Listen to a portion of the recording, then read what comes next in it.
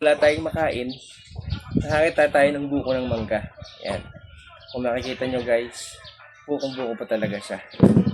Pero dahil nga wala tayong magawa, kaya naisipin natin kumuha.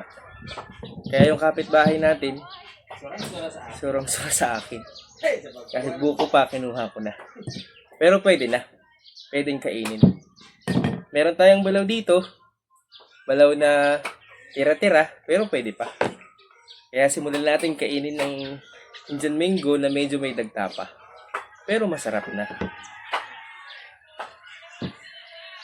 Kaya testingin natin balatan na.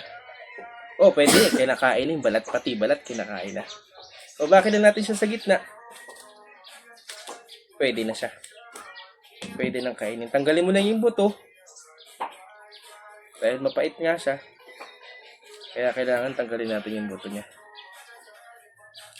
Okay, guys.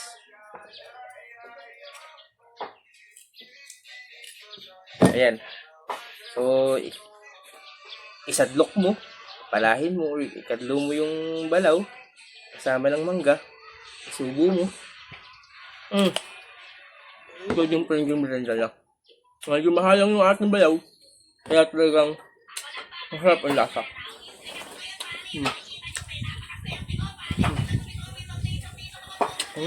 Sarap. Masarap talaga siya. Kahit yung balaw natin, parang 1 taon na. Nakita ko lang siya dun sa may gilid natin. Sabi ng sarap pa.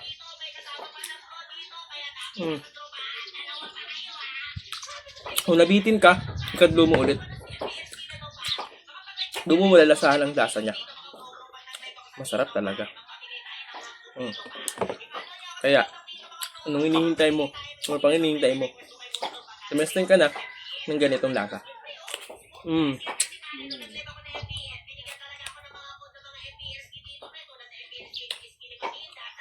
Ayos.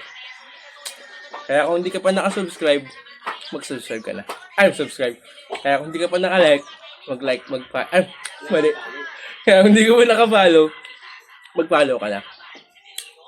Kaya yung susunod na video, baka kasama ka.